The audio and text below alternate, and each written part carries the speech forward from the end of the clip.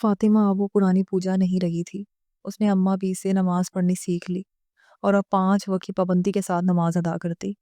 دن میں اماں بھی اسے قرآن پڑھاتی اور شام کو امام صاحب آ کر قرآن کی تفسیر سمجھاتے۔ دل میں اللہ کی محبت نے ایسا گھر کیا کہ برسوں سے بے چین روح کو قرار سا مل گیا۔ وہ پوجا جو ہر وقت اداس اور بے چین رہتی تھی، اب فاطمہ کے نام سے خوش اور مطمئن رہنے لگی۔ امام صاحب کے کہنے پر اس نے تہجد پڑھنا بھی شروع کر دی۔ اس کے چہرے کا نور، مسکراہٹ اور اعتماد اور نرم انداز دیکھ کر اماں بھی کو اس پر رشک آنے لگتا۔ وہ بالکل ہی بدل گئی تھی۔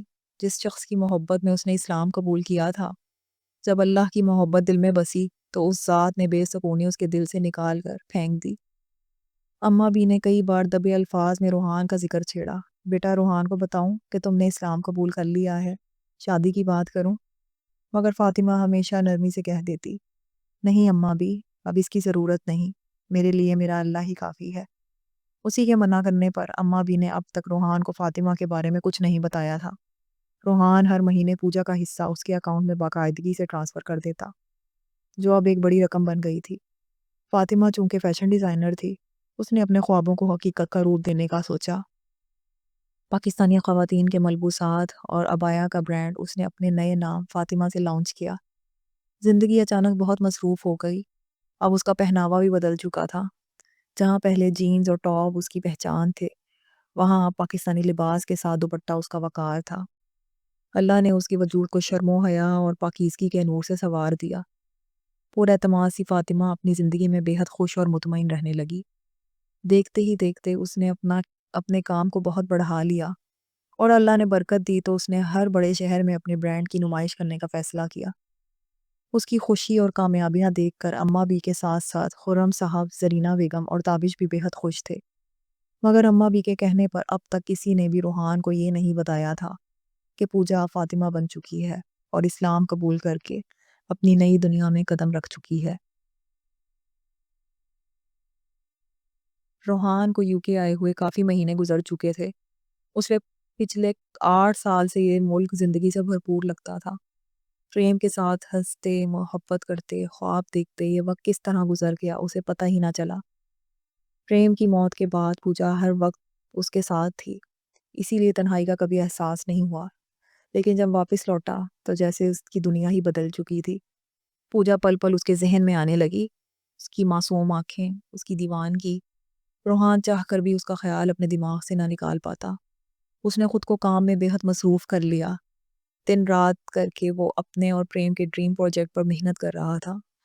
پہلے تو آدھا کام پریم سنبھال لیتا تھا، لیکن اب سب کچھ روحان کو خود دیکھنا پڑتا، اور وہ خوش بھی تھا کہ مصروفیت سے وقت گزر جاتا ہے، ورنہ پردیس اب اسے کاٹنے لگا تھا۔ بچپن سے اب تک پریم اور وہ دونوں بہت ساتھ بڑے ہوئے، سب کچھ اکٹھے کیا۔ پریم کی سوا اس کا کوئی دوست نہ تھا۔ روحان کی آنکھیں اسے یاد کر کے اکثر بھیگ جاتی۔ خود کو کام میں مصروف رکھ کر وہ اپنی زندگی آگے بڑھانے لگا۔ پورا دن کیسے گزر جاتا اسے پتہ ہی نہ چلتا، لیکن رات سونے کے لیے جیسے ہی وہ آنکھیں بند کرتا، 2 روتی ہوئی التجا کرتی آنکھیں اس کے سامنے آ جاتی۔ روحان بے چینی سے کروٹیں بدلتا، لیکن پوجا کا خیال اس کے ایک پل کے لیے بھی دل سے نہ نکلتا۔ دن میں خود کو کام میں الجھائے رکھنے کے باوجود دل کے کسی کونے میں ایک خواہش جاگنے لگتی، کاش وہ ایک بار پھر کہہ دے، روحان میں آپ کے بغیر نہیں رہ سکتی۔ روحان غصے سے سر جھٹک دیتا، کیا بکواس سوچنے لگا ہوں میں نے اسے اور خود کو گناہ کرنے سے بچایا ہے۔ مگر دل بے قرار ہو کر دماغ سے بغاوت پر اتر آتا۔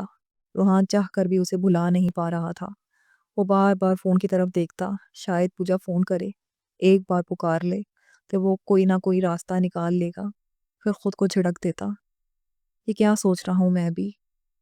دل اور دماغ کی جنگ لڑتے لڑتے وہ تھک گیا تھا، اور 8 مہینے پوجا سے دور رہنے کے بعد بالآخر وہ دل سے مان گیا تھا کہ وہ پوجا سے محبت کرنے لگا ہے۔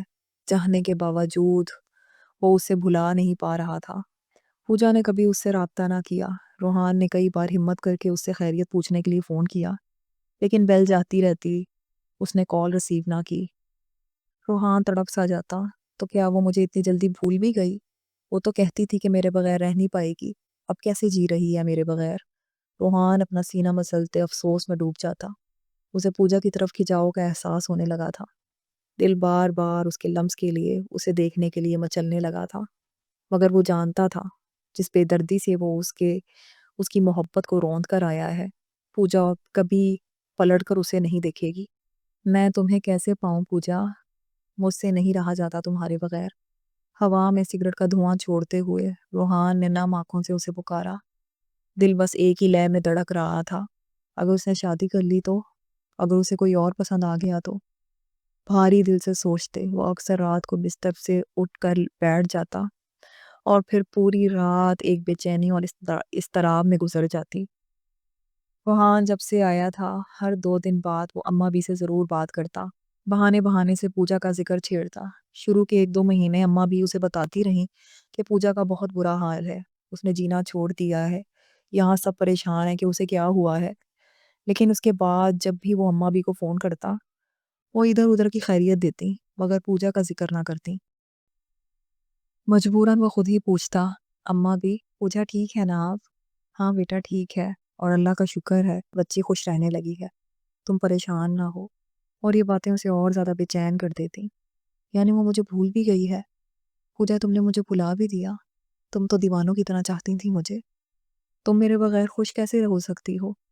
وہ خود سے سرگوشی میں پوجا کو مخاطب کرتا، اور دل عجیب اذیت میں ڈوب جاتا۔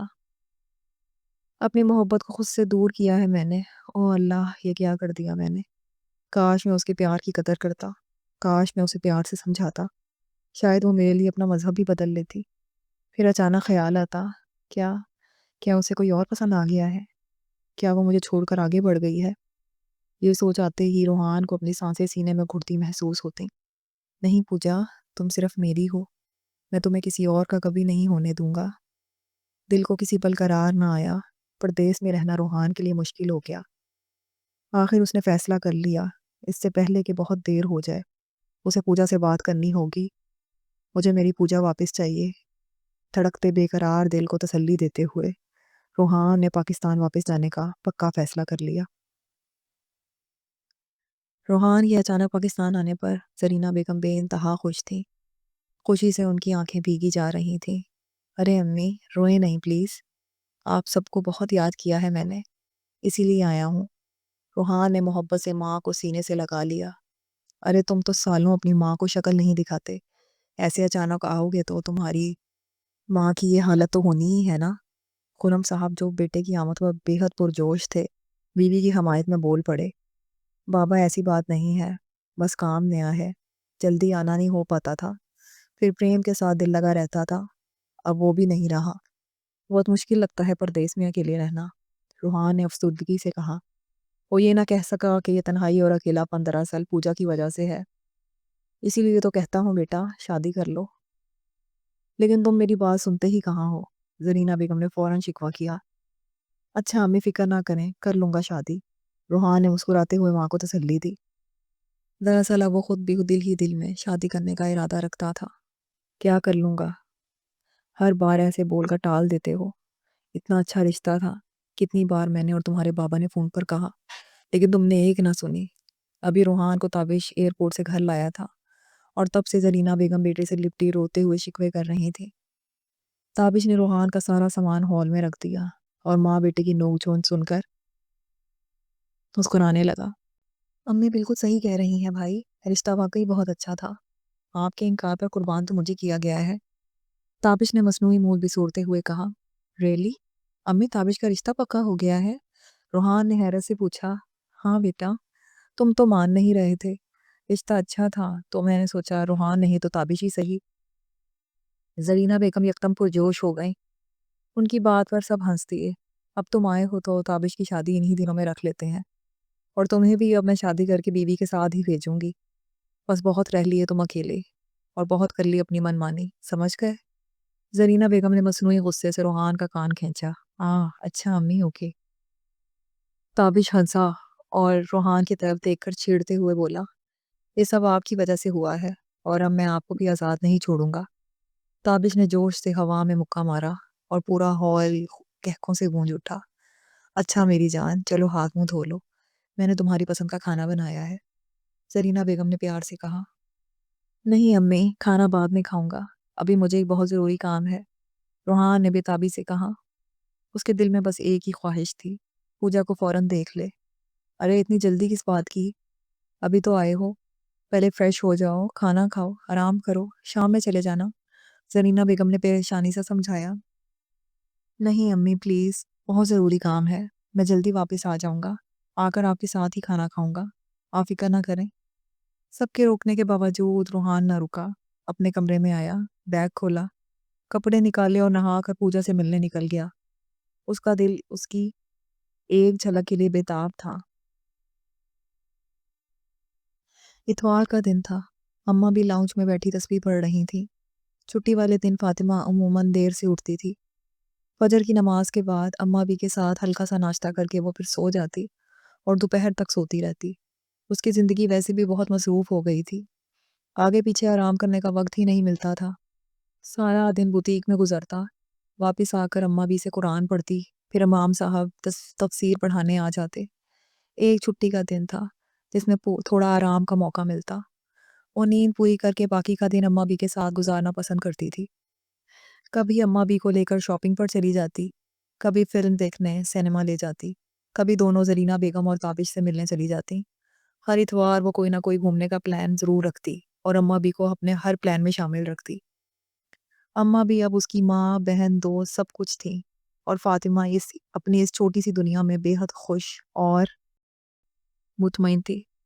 اماں بھی نے تسبیح پڑھتے ہوئے وقت دیکھا، 2 بج رہے تھے۔